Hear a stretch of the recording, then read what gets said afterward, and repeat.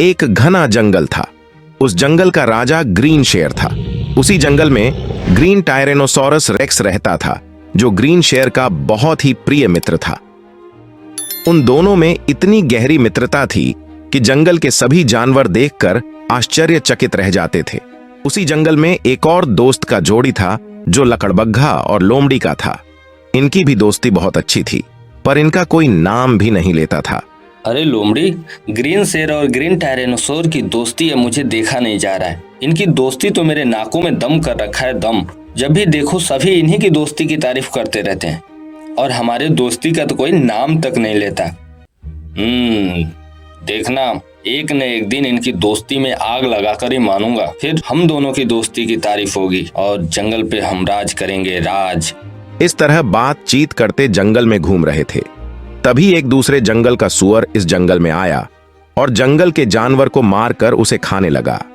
अचानक लकड़बग्घा और लोमड़ी की नजर उस सूअर पर पड़ी।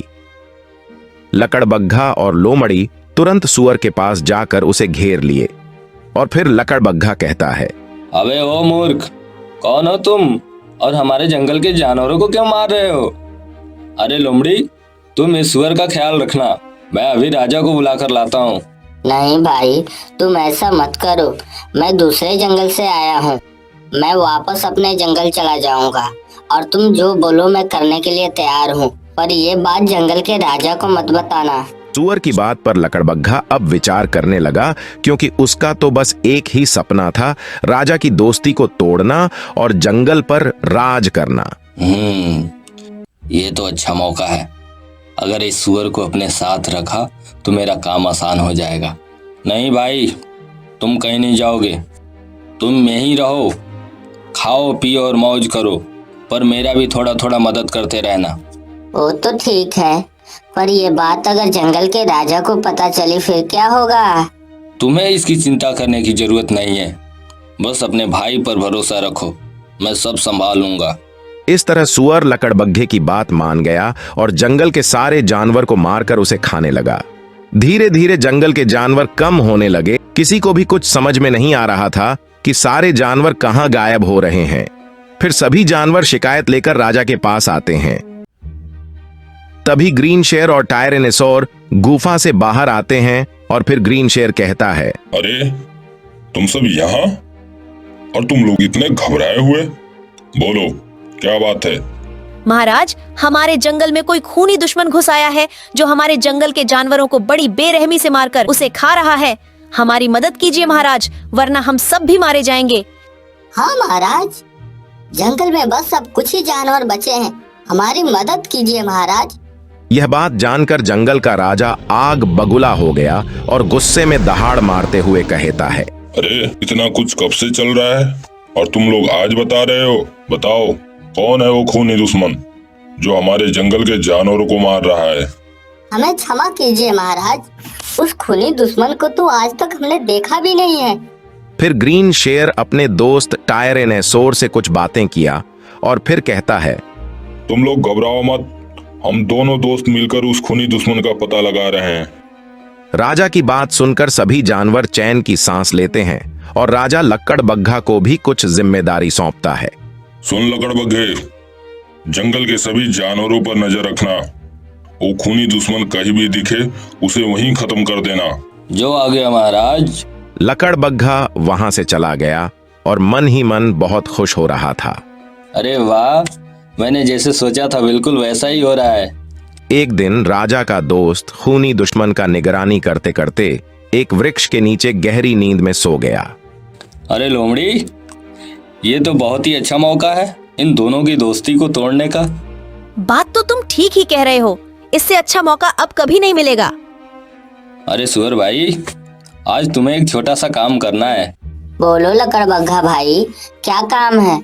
मैं तो तुम्हारे लिए हमेशा हाजिर हूँ। मेरी बात जरा ध्यान से सुनो। तालाब के पास एक ग्रीन टायरेनोसोर सो रहा है, जल्दी से किसी जानवर का शिकार करके उसके पास धीरे से रख दो, और ये काम जरा सावधानी से करना, कहीं ग्रीन टायरेनोसोर ना जग जाए। सूअर लकड़बग्घा की बात मान गया, परंतु यह बात सूअर को बिल्कुल नहीं पता था कि लकड़बग्घा ऐसा क्यों कर रहा है। उसे तो बस अपना पेट भरने से मतलब था।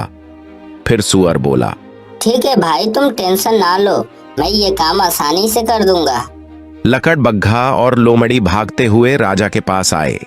महाराज, महाराज, आज हमने उस खूनी दुश्मन को शिकार करते देखा है। क्या तुमने खूनी दुश्मन को शिकार करते देखा है और तुम डर कर भाग आए? महाराज, अगर मार दिया तो आपको विश्वास नहीं होगा, इसलिए आप खुद मारिए उस खूनी दुश्मन को। इधर सुअर एक बकरी का शिकार किया और टायरेनेशोर के सामने धीरे से रखकर एक पेड़ के पीछे छुप गया। लकड़बग्घा राजा को लेकर टायरेनेशोर के पास पहुंचा। जब शेर टायरेनेशोर के पास पहुंचा तो बकरी का शिकार देखकर चौंक गया और जोर से दहाड़ मारने लगा। तभी अचानक ग्रीन टायरेनेशोर की नींद खुल गया और अपने दोस्त को वहां देखकर आश्चर्यचकित हो गया। अरे दोस्त, तुम यहाँ और लकड़बग्घे के साथ, क्या बात है? चुप कर दोस्त, मैंने तुम पर बहुत भरोसा करके दोस्ती किया था। तुम दोस्ती के नाम पर गद्दार हो, गद्दार। टायरेनेशोर बहुत ही समझाने की कोशिश किया, पर ग्रीन शेर अपने दोस्त की एक भी बात सुनने को तैयार नहीं था। इधर इन दोनों की लड़ाई देखकर लकड़बग्घा और लोमड़ी बहुत खुश हो रहे थे। मुझे इसी दिन का तो इंतजार था। आज मेरे दिल को सुकून सा महसूस हो रहा है। अब आपस में लड़कर कोई एक तो मारा जाएगा और दूसरे को तो अपना गुलाम सुअर ही मार डालेगा। दूसरी ओर इन दोनों की बातें पेड़ के पीछे छिपा सुअर ने सुन लिया और तुरंत जाकर राजा को सारी बात बता दिया। रुक जाइए महाराज, आपके दोस्त में कोई गलती नहीं है, गलती तो मेरी है। लकड़बग्घे और लोमड़ी ने साजिश करके आपके दोस्त के पास एक शिकार रखने को कहा और मैं रख दिया। आप दोनों मुझे मार दीजिए। ग्रीन शेर ने सुअर की सारी बात समझ गया। नहीं सुअर, तुम्हारी कोई गलती नहीं है, सारी गलती तो उस लकड़बग्घे और लोमड़ी की है। अरे ये नालायक सुअर तो हमारी मेहनत पर पानी फेर दिया। जल्दी भाग लोमड़ी भाग, वरना शेर और टायरेनोसोर हमें छोड़ेंगे नहीं। ऐसा कहकर दोनों भागने लगे। राजा ने लकड़बग्घे और लोमड़ी को जान से मार दिया और फिर ग्रीन शेर ने टायरेनेशोर से माफी मांगा। ओ मेरे प्यारे दोस्त, मुझे माफ करना, लकड़बग्घे की साजिश ने मुझे अंधा बना दिया था। और फिर दोनों पहले की तरह दोस्त बनकर रहने लगे। कहानी यहीं समाप्त होती है। और भी मजेदार वीडियो पाने के लिए हमारे चैनल को सब्सक्राइब करें तथा बेल आइकन को दबाना ना भूलें।